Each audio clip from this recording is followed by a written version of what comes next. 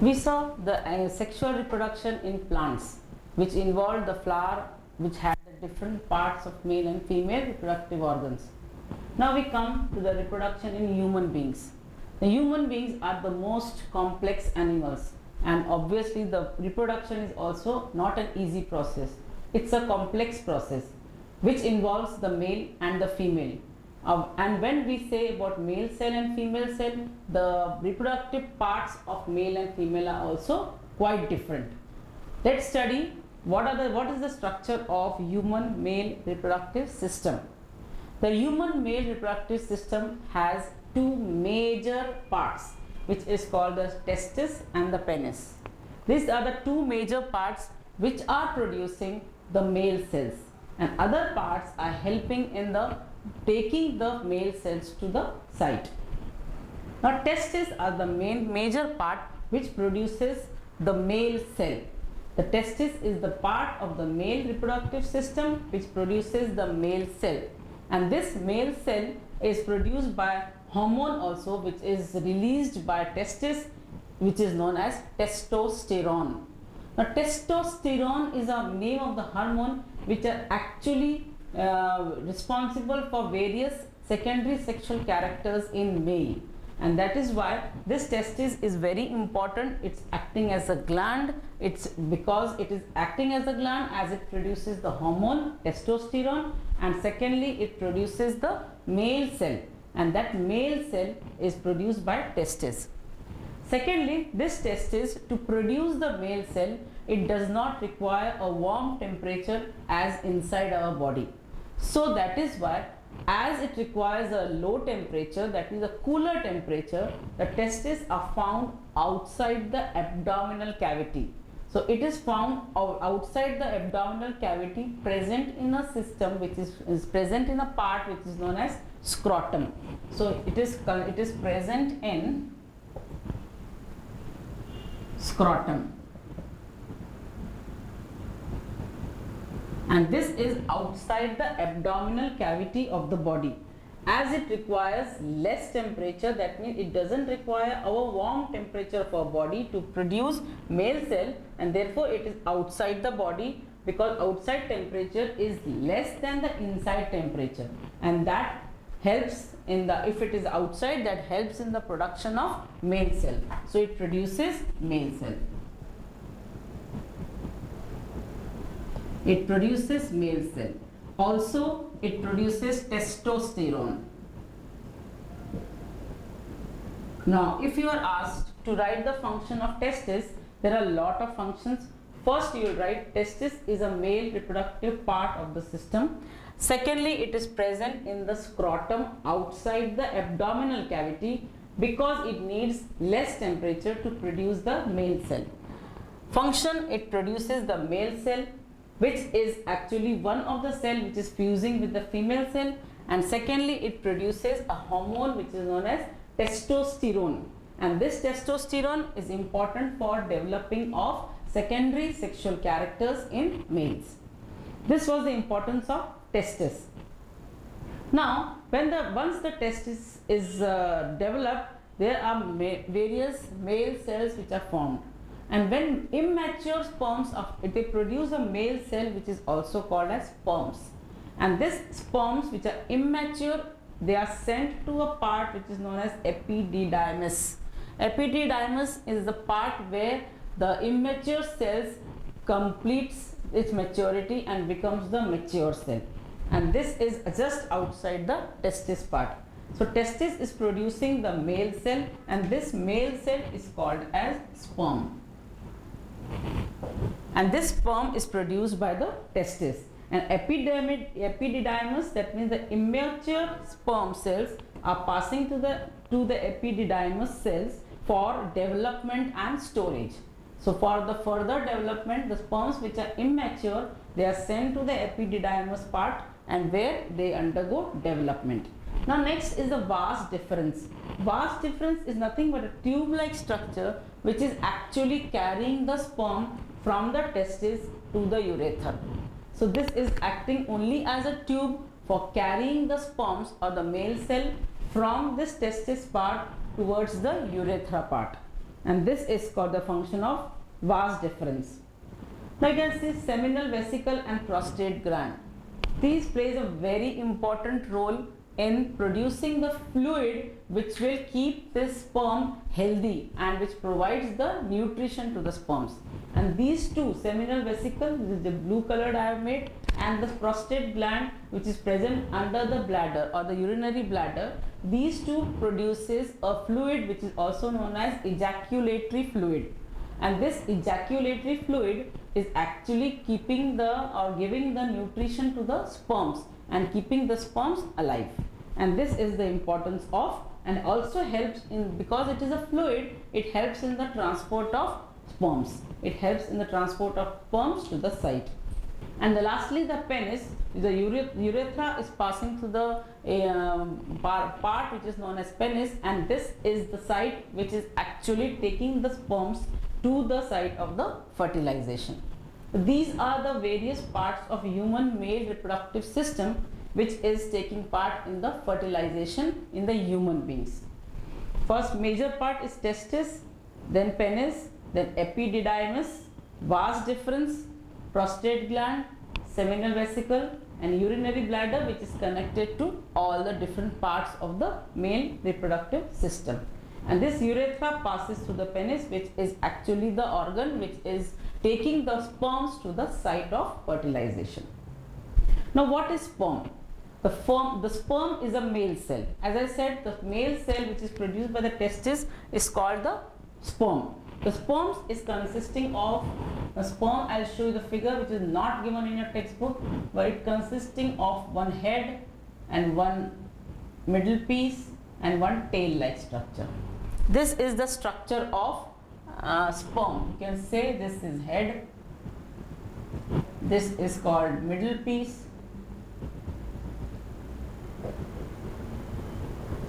and this is called tail.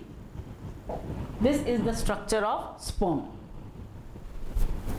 Now head contains the genetic matter which has to get fused with the female part or female egg. So sperm is containing a swollen like structure which is called the head. It is filled with the genetic characteristic coming from the male. The middle piece contains the mitochondria which is providing the energy for the movement of this sperm, and the tail helps in the movement. The tail which helps in movement through the passage of fertilization, where the fertilization has to take place. So this is the structure of sperm, having three parts: head, middle piece and tail. We saw the male reproductive organs in human beings. Now male produces the sperms which has to fuse with the egg cell of the female.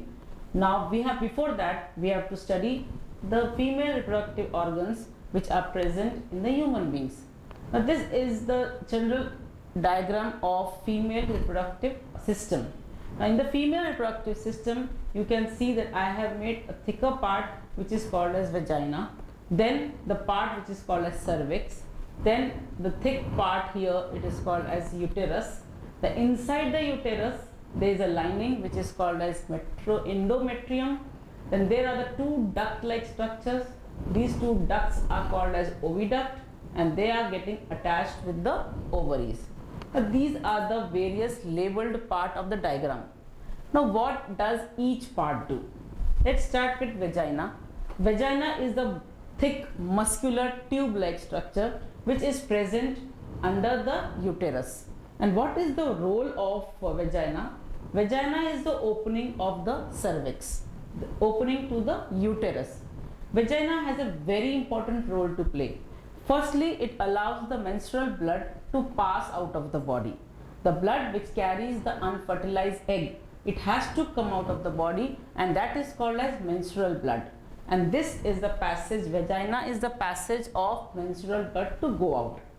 Secondly, it is a passage for the sperms to enter the oviduct. The sperms which has to enter for fertilization will enter through the vagina part. This is the second role. Third role of vagina is to help to deliver the baby. Now this is very important part because the baby has to get developed in the uterus part and it has to be pushed down through the vagina. So vagina plays a very important role. There are three major roles of vagina. First role, it allows the menstrual blood to come out of the body. The menstrual blood is carrying the unfertilized egg. Secondly, it allows the sperms to go, and this is a passage for the sperms to go and get fertilized in the near the ovary. And third role, it allows the birth of the young baby. This is the role of vagina. Now here the ovaries, you can see two ovaries are present on either side of the abdomen. Two ovaries are releasing the egg. Now one egg is released only once a month, and that egg is released by ovary part.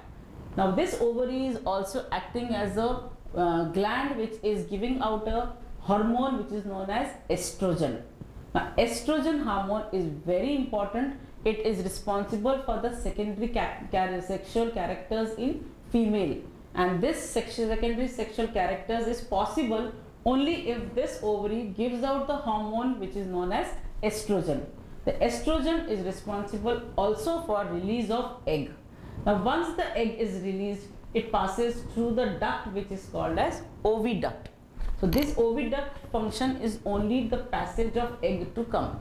Then this ovary is releasing one egg a month, and that one egg a month either from this ovary or this ovary. Both the ovaries do not produce one egg. Only either one of the ovaries will be producing the egg. That egg, when is produced, is passed on to the oviduct, and this in the oviduct the fertilization will take place. Now how fertilization is taking place? Now here, if the sperms are entering through the vagina, the sperms travel to the oviduct.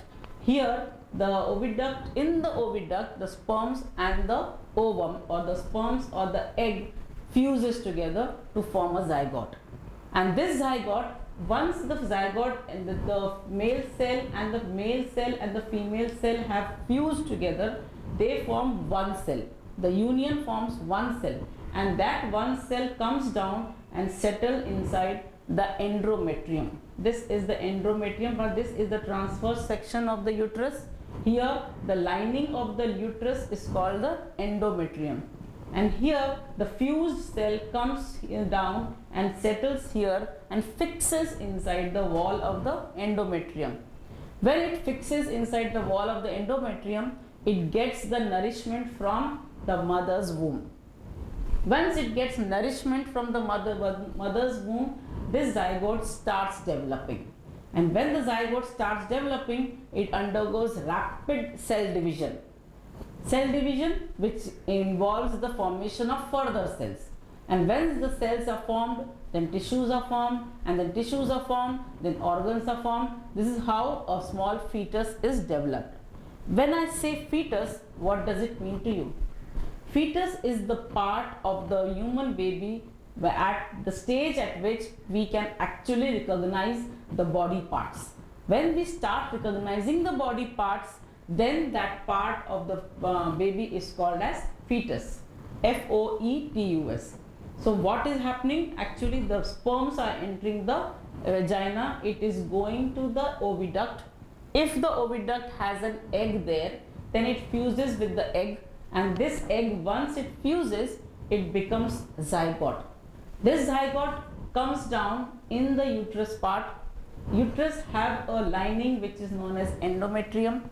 In the endometrium, it fixes there. When it fixes there, it starts developing. It starts developing means it starts getting nourishment from the mother's womb. That the part which gives the nourishment is called as placenta. And this placenta starts giving nutrients to it. When it starts getting nutrients, this zygote converts into embryo, and this embryo converts into fetus. And this is how the growth of a baby takes place. It takes around 9 months to complete the growth of the baby. And this is the role of oviduct and the ovary. Now, if the ovary has released one egg and it has come in the oviduct, but in that period there is no fertilization, that means the sperms have not fused with the egg, then what will happen? Then what will happen to that egg? That egg will be of no use. It is alive only for 3 to 4 days. Once it is alive for 3 to 4 days, that means in those 3 to 4 days only it can fertilize. Otherwise, this egg is of no use, and this egg has to be sent out of the body. Now what happens? This egg, when it is not fertilized, it travels down to the uterus. From the uterus, now here, by that time, the endometrium has become thick. The endometrium is the lining inside the uterus. This lining was made so that it can take the zygote and start nourishing it. But now there is no fusion. So what happens? This egg, it travels down in the endometrium. The endometrium is already thick. That means it has developed itself. Now it has also to be thrown out of the body as it is of no use. So the egg and the endometrium inside lining has to be thrown out of the body, and this process is called as mensuration. And this mensuration is very important as it has to throw the egg which is of no use now. And this mensuration happens once in 28 days depending on the age of the girl. This menstrual blood which is collected actually is the lining of the endometrium carrying the egg, and this is sent through the vagina. This process is called as mensuration, and mensuration happens in it lasts for 3 to 5 days depending on the age of the girl, and it happens once a month.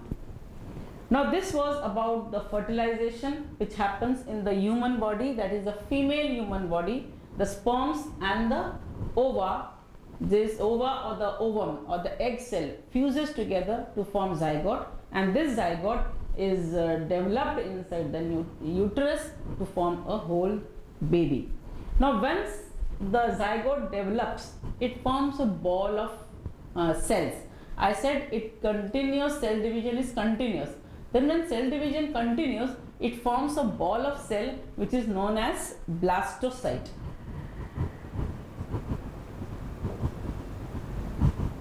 Now when I say first zygote is formed, then it continues the cell division, and then cell division forms a ball of cells.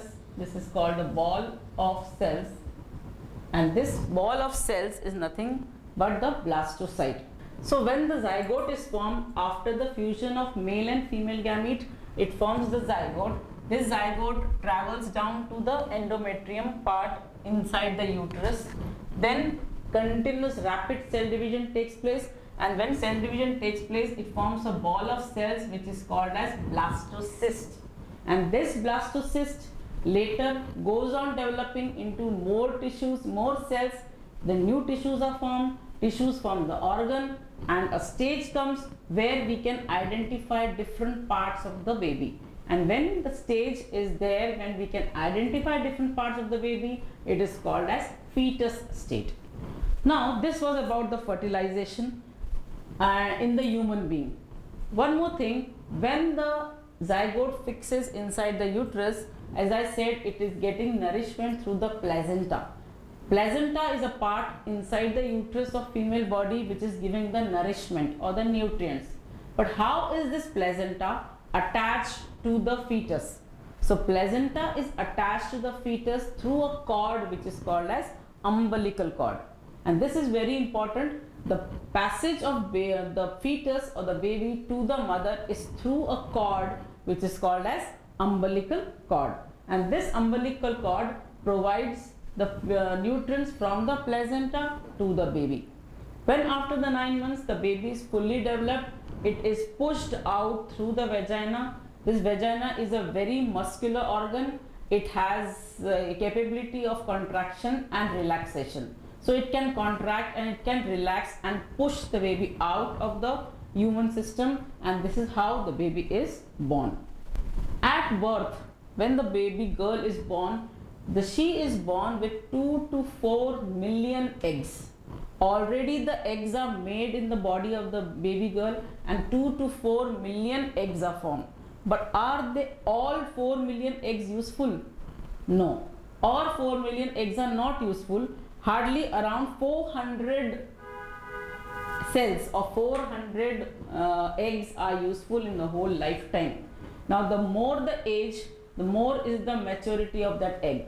Now if I say at 50 years of age, the egg which is released by the woman may be of 25 to 30 years old after puberty. When I use the word puberty, means when the baby girl is born, she is born with 4 million eggs. But these 4 million eggs become mature only after the age of 15 to 16. So once after this age, she is ready for the fertilization. From that time, if I just calculate, a 50-year-old woman having an egg will be quite old egg, and therefore it is said that the more age of the woman for the baby, the more abnormalities are seen in the small child.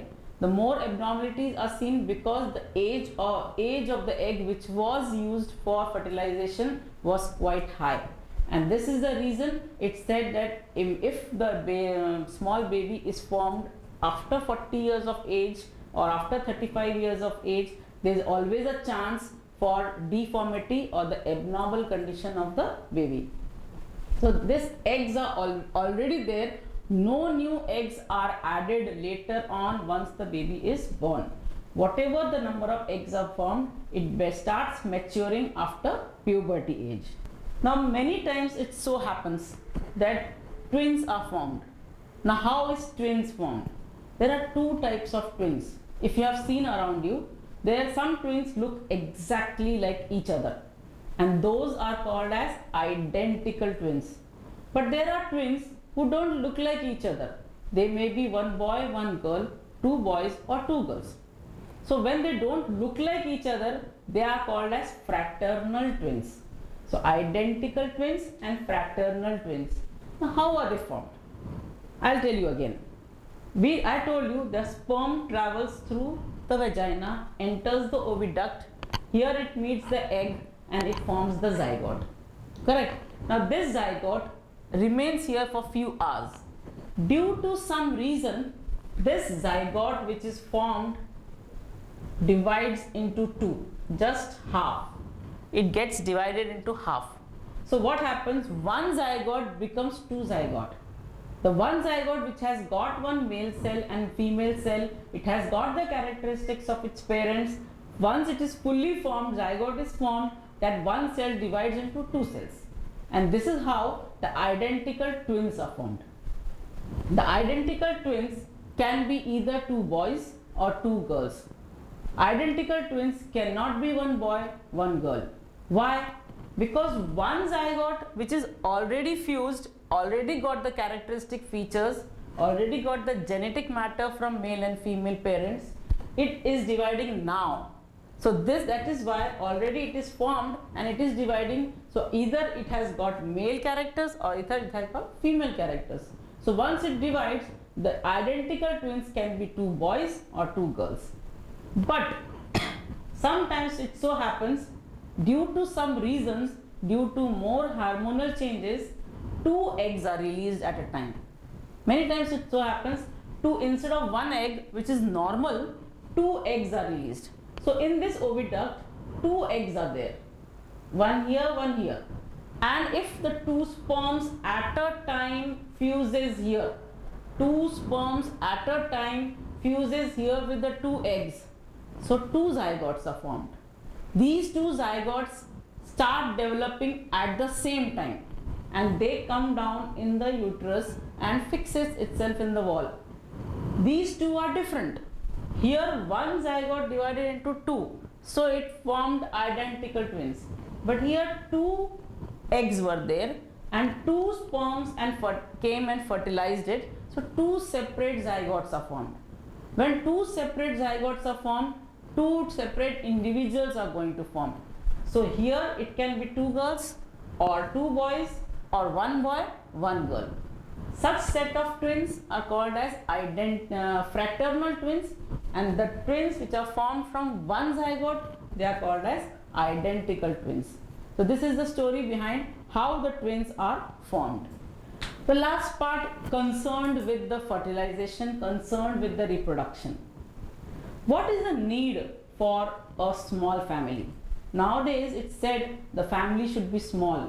Earlier you might have seen the one family had 8 to 10 children, but nowadays one child or two children. Now why is the need? Why is there a need for family planning? There are a number of reasons for it. The reasons which can be poor economical conditions. First, people do not have so much money to raise children and give them good education. So poor economical condition is there. Secondly, economic pressure. Lot of financial pressure is there for the parents to bring up these children.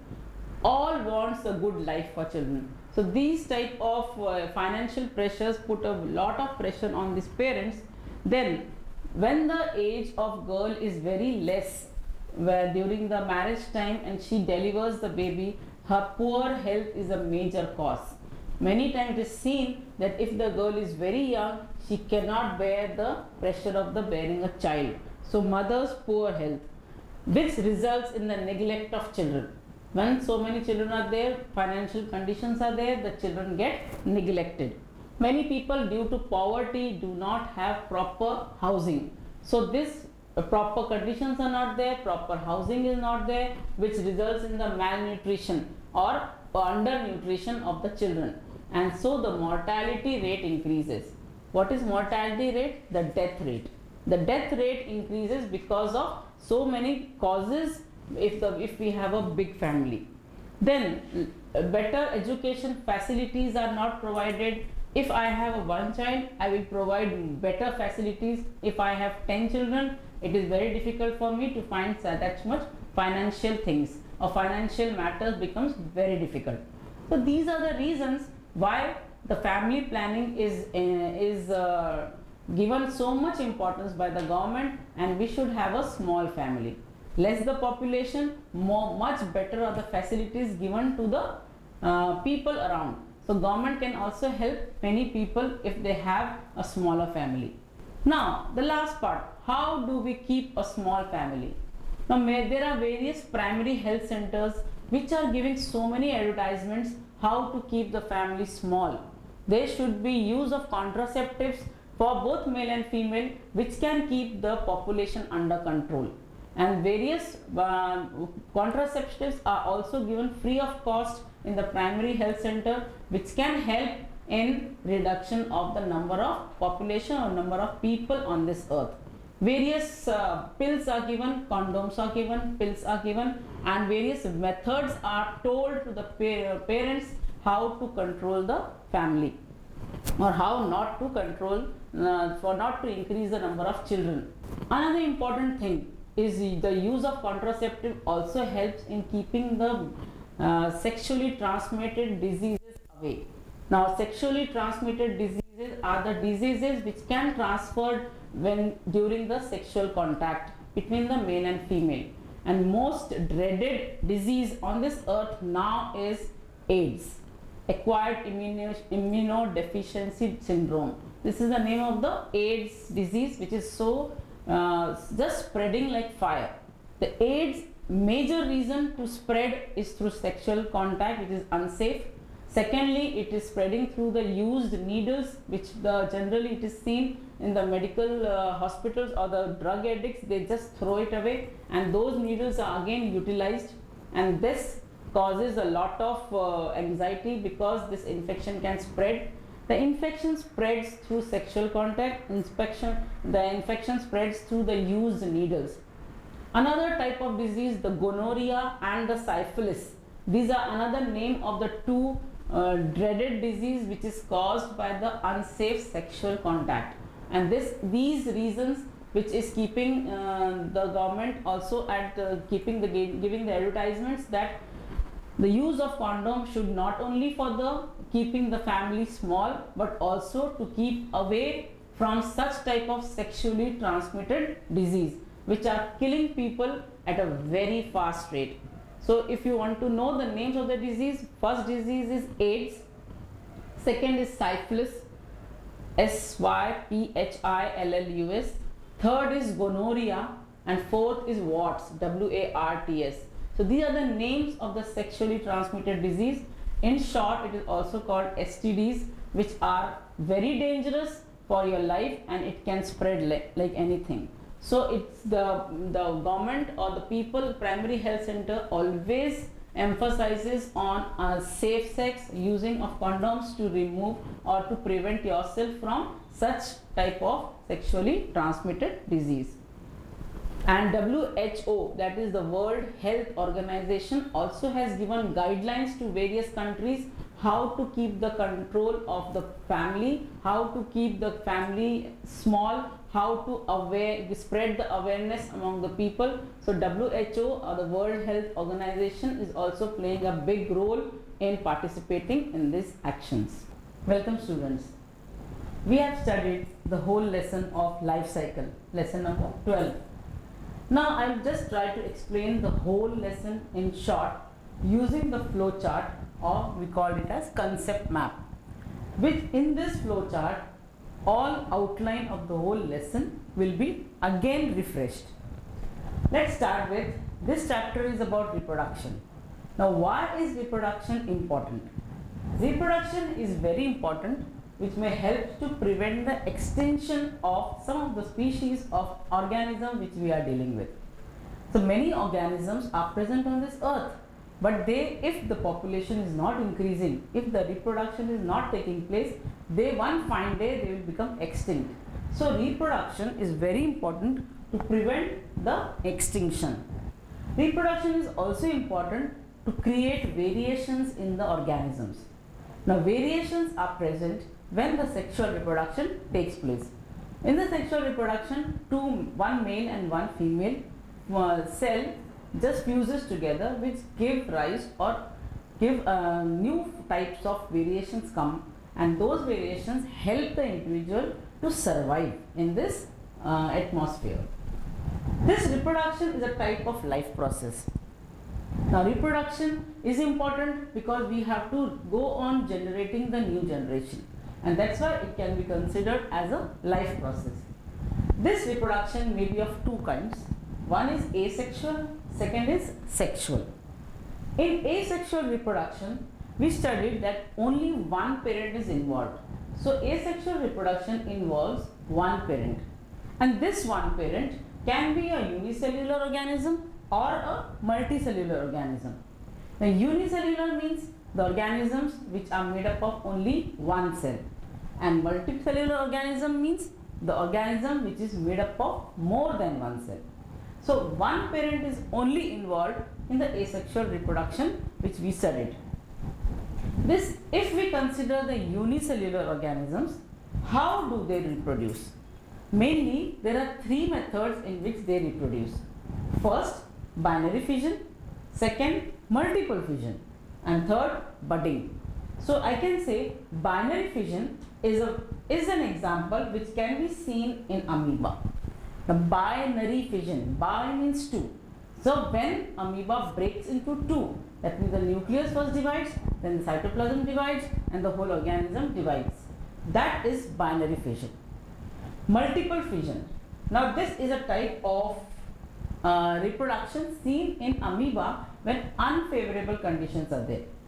When the conditions are not favorable, the amoeba surrounds itself with a very thick covering which is called cyst, and that cyst protects the amoeba inside. But what happens inside that? Inside, the amoeba goes on dividing, and so many type of divisions, cell divisions takes place that number of amoeba are formed, and that is called as multiple fission. When they mature, that means the cyst is already covering the amoeba. When the new favorable conditions come, the cyst bursts open, and when it bursts open, all the amoeba comes out. Third is the budding. Now budding is seen in yeast cells. Most common example is yeast cell. The yeast cell is used in the baking industry because the yeast reproduces very fast. Now budding, a small outgrowth comes out of the yeast, and this outgrowth contains the nucleus from the mother or the mother cell, and thus this buds goes on forming, and this is the third type of reproduction found in unicellular organism. Now what about multicellular organism where asexual reproduction is seen? Asexual reproduction in multicellular organism can reproduce in 5 ways. Now what are the 5 ways? First is fragmentation. Now here fragmentation we saw in the example of Spirogyra. The Spirogyra is a like pipe-like structure. It is green in color. It has segments and those segments have each nucleus.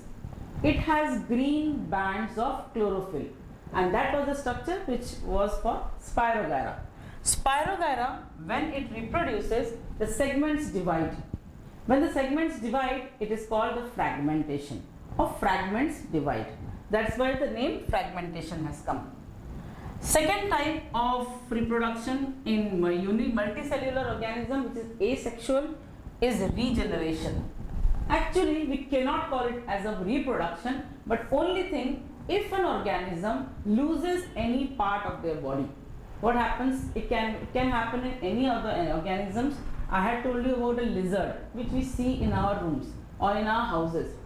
If lizard by due to some reason it loses its tail, then what happens? From the place where it has lost the tail, the new cells start regenerating.